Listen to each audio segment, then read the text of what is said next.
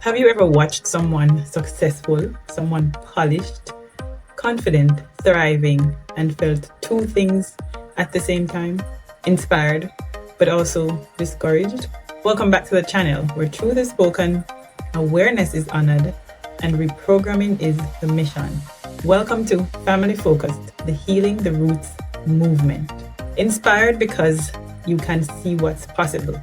Discouraged because a part of you quietly wonders, could that ever really be me? Maybe you've watched women like Nicole McLaren Campbell, Terry Carroll Griffiths, Tammy Chin Marshall, Yendi Phillips, or other successful individuals. And while their journeys are admirable, something deeper happens internally. Because while some people watch success and feel motivated, others watch success and feel defeated. And today, I want to have a conversation. Because the difference is not always ambition. It's often programming. It's often environment. It's often support systems. One of the biggest mistakes people make when analyzing success is assuming wealth was always the defining factor. And in my previous videos, I have stated the fact that money and support are two different things. You can have money but no support, and you can have support and no money. Let me say that again. Being wealthy and being supported are not the same thing. Not everyone started rich, but many successful people did start supported. There's a difference between growing up without luxury and growing up without safety. There's a difference between not having money and not having encouragement. There's a difference between financial struggle and emotional neglect. Because support can look like parents who believe in you, a stable home, mentorship, guidance, emotional safety, being taught confidence, being allowed to dream, being corrected without being destroyed, being seen, being valued, being protected. And if you had that, even without wealth, you may have started life with a significantly stronger foundation. Now compare that to someone raised in survival mode, a person who may have grown up with criticism instead of encouragement, fear instead of safety, chaos instead of stability, neglect instead of nurturing, hyper-independence instead of guidance, self-doubt instead of confidence, programming that said, stay small, don't expect too much, people like us don't get that, just survive. These are not equal starting points.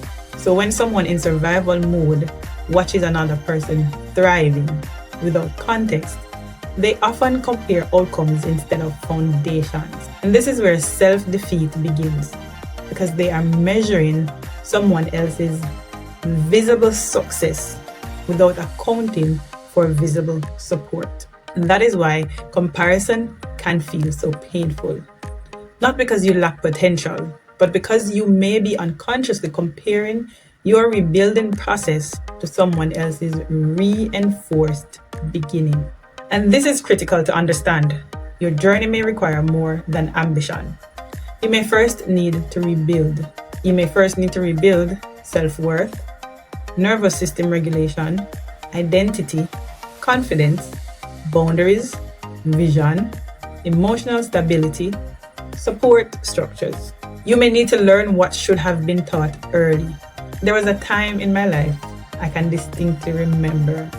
I was actually overseas, and I distinctly remember saying to someone that I feel like there is something that I should have learned at an earlier stage in my life that I didn't learn.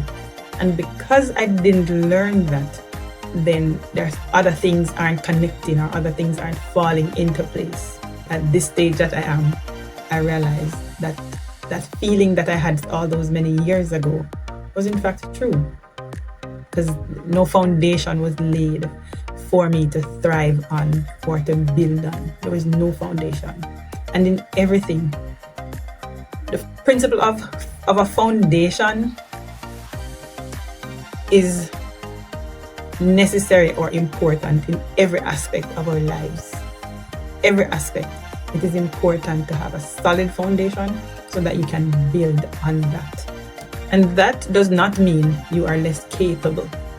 It means you are building from a different foundation. This is why some people move faster, not because they're inherently better or not carrying the same psychological weight. Some people start the race already believing they can win. Others are still trying to convince themselves they deserve to run. That distinction matters. So when you watch successful individuals, do not just ask, how did they get there? Ask, what systems helped build who they became? If we look at some of our local successes, Yendi Phillips, Lisa Hanna, Nicole McLaren Campbell, Tammy Chin, I can't think of, did I already say Terry Carroll? I can't think of anybody else right now. Even, oh God, how can I not remember his name? Even Agent Sasko. Look at his success compared to others. What do all those people I just mentioned have in common? Some of them came from wealthier backgrounds, others not so much. But what they all had in common was a supportive system. Whether it was one parent or both or grandparents, but they had a support system. That it, even Miss Kitty had, based on her, according to her account, she had her mom. Her mom was her support system. So, and having a support system is even more important than having money.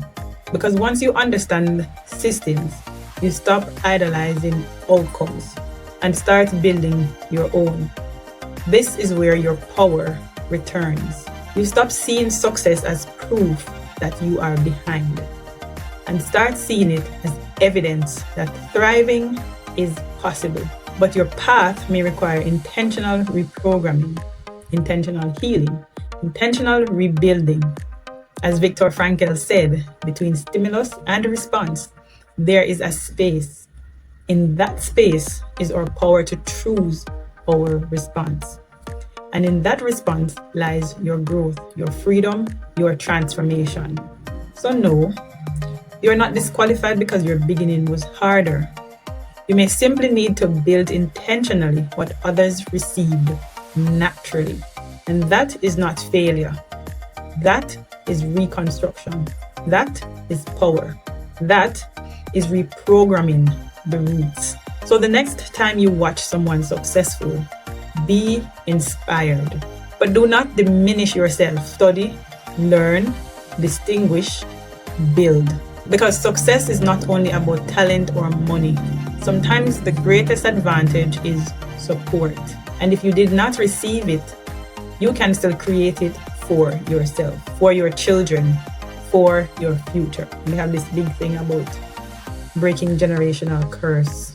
But I wouldn't focus so much on breaking generational curse as much as I would focus on just doing differently, charting a new path and being different, moving forward. Because it is often said that where your attention goes, energy flows. And whatever you focus on tends to multiply in your life. With that said, if this message hit home, it's not because you are broken, it's because you are waking up. And reprogramming begins where awareness starts. If this helped you, or if you enjoyed it any at all, just like, share, and subscribe. And let's keep healing one truth at a time. Healing the nation, one child at a time. And before I go, my book recommendation for today is Outliers by Malcolm Gladwell. And I'd like to say hello to my now 474 subscribers. And thank you to those of you who continue to engage with my content. See you on the next video.